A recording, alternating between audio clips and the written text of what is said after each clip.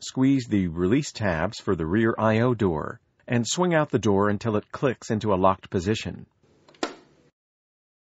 Next, pull on the top edge of the USB dongle cap to remove it from the unit. Pull off the screw cover at the top edge of the cap. Remove the screw. Slide the right rear cap towards the middle of the PC and pull off the cap. Detach the 2 screws for the right side cap.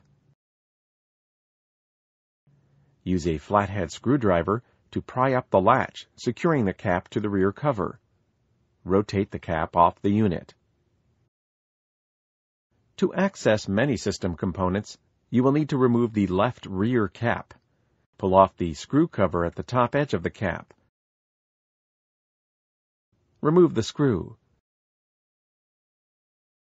Slide the left rear cap towards the middle of the PC and pull off the cap.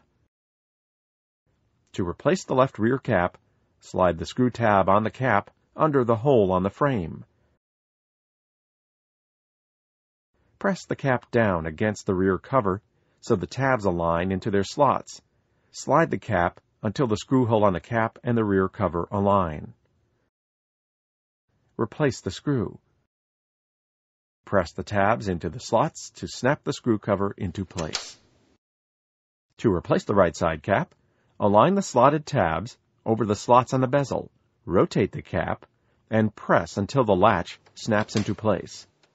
Press the cap edges to make sure it is correctly in place. Replace the 2 screws. To replace the right rear cap, slide the screw tab on the door under the hole on the frame. Press the cover down against the rear cover so that the tabs align into their slots. Slide the cap out to the side until the screw hole on the cap and the rear cover align. Replace the screw. Press the tabs into the slots to snap the screw cover into place.